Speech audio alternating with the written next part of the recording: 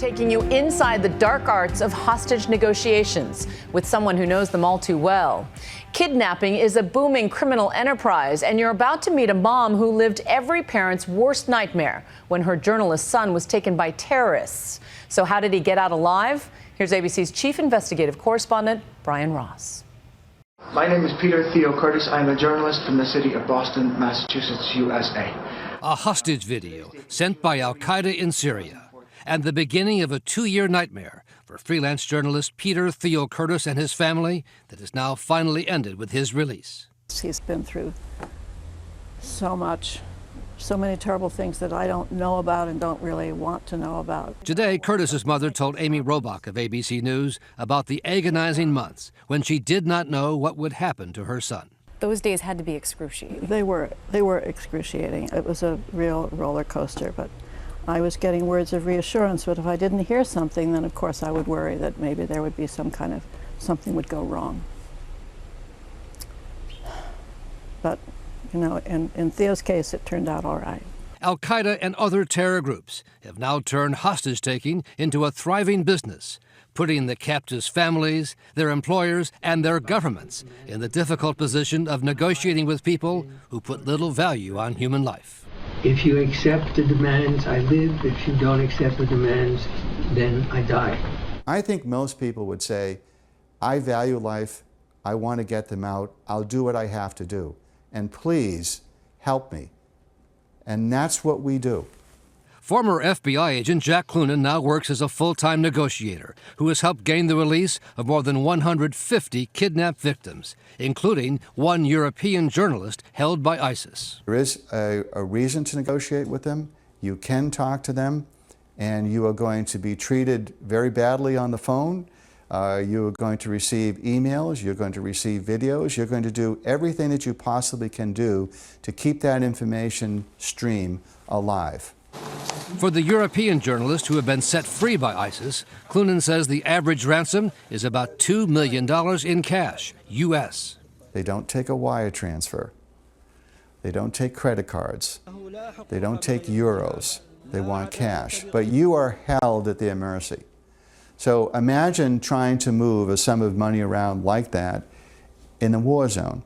Clunan says the actual exchange with ISIS often takes place near certain border crossings with Turkey. There is an expanse of territory that's basically considered no man's zone. And then you're going to have to move them, probably under the cover of darkness, which they control. In the case of James Foley, ISIS made a ransom demand of some $130 million, plus the release of certain Al-Qaeda prisoners. Clunan says ISIS wants more than ransom for its American hostages. And let's be brutally honest, this is a game of revenge, and revenge is sweet to them, and they want to take it. We are, in their minds, the worst people on the face of the earth.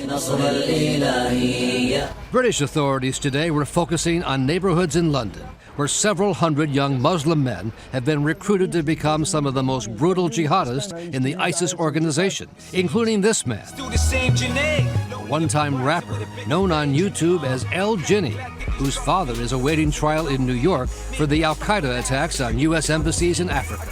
2 weeks ago, there was this El Jinni social media posting showing the severed head of a Syrian soldier, saying, quote, "Beheading is the only cure." Their only source of identity is a very extreme and arguably manipulated version of Islam that says, you know, I don't belong to any nation, I'm only loyal to Islam, and America is our principal enemy. British authorities don't believe the rapper was the executioner of James Foley, but they say they are close to figuring out who he is. Starting with the eyes of the hooded man, advanced facial recognition experts created this likeness of the possible killer, clean-shaven, and then with a mustache. Whoever he is, London radical Muslim cleric Anjem Choudary says Foley's death could have been prevented if the U.S. had negotiated with ISIS over the release of prisoners held by the U.S. His life could have been saved, but in war people kill each other. However gruesome it may look, however much it may have shocked the world, the fact is it has circumstances and we cannot ignore those. And with American journalist Steve Sotloff and 2 other Americans still held hostage by ISIS, the debate has been raised anew about whether to negotiate with terrorists. It's the code of honor. If we ask people to do extraordinary things, if things go wrong, we have to do extraordinary things to get them back.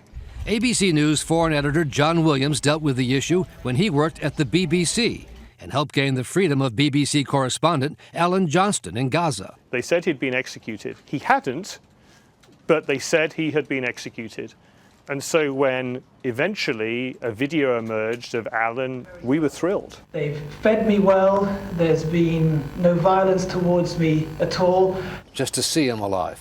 Because we had convinced ourselves, and his parents had convinced themselves, that he was dead.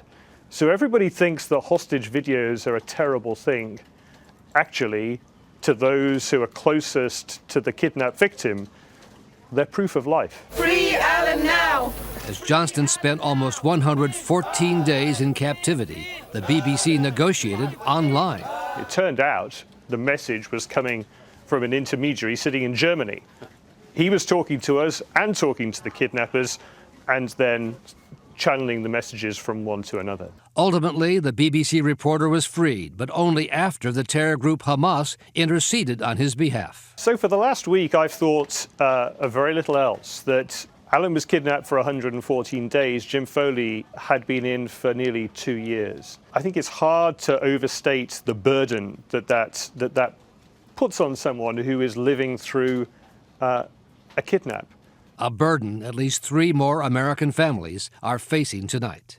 For Nightline, Brian Ross, ABC News, New York. And our thoughts go out to those families tonight. Thanks to Brian Ross for that report.